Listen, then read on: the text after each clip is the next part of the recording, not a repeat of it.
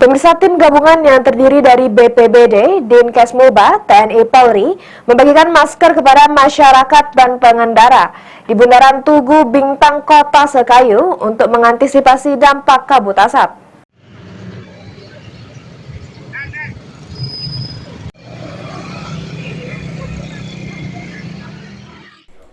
Tim gabungan yang terdiri dari BPBD, Dinas Kesehatan TNI Polri, Dishub, dan DLH Kabupaten Muba pada Rabu 4 Oktober 2023 membagikan ratusan masker kepada masyarakat sekaligus pengendara yang sedang melakukan aktivitas di luar ruangan di Bundaran Tugu Bintang Kota Sekayu.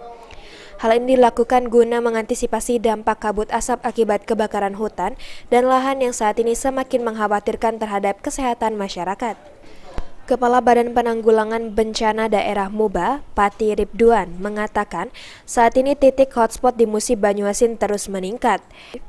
Meski masih fluktuatif, di mana dalam 1 minggu terakhir kebakaran hutan dan lahan di Muba dan sekitarnya telah menimbulkan kabut asap yang bisa berdampak buruk kepada kesehatan masyarakat. Untuk itulah pihaknya mengantisipasi peningkatan keluhan penyakit ISPA dengan membagikan masker kepada warga masyarakat Muba. 2 hari terakhir memang sudah ada dari laboratorium DLH sudah menyampaikan hasil disku indeks standar pencemaran udara di Muba itu sudah boleh dikatakan sudah ada peningkatan. Jadi sekarang sudah masuk kategori tidak sehat. Makanya kemarin kita sudah rapat koordinasi yang langsung dipimpin oleh Pak Sekda bersama instansi terkait. Ya, salah satunya kita mengambil kebijakan yaitu merubah terutama kepada anak-anak sekolah itu dari jam masuk jam 7 kita geser dari jam 9. Termasuk juga ASN, ya kita ditiadakan apel pagi dan juga untuk olahraga.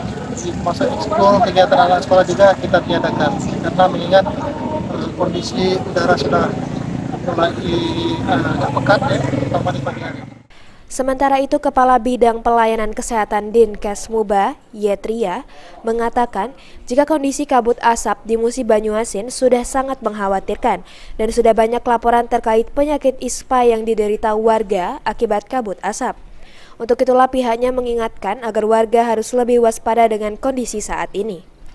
Yetri juga mengingatkan warga untuk menjaga pola hidup sehat dengan banyak mengonsumsi air putih 6 hingga 8 gelas per hari agar tidak terkena dehidrasi dan menggunakan masker saat beraktivitas di luar ruangan.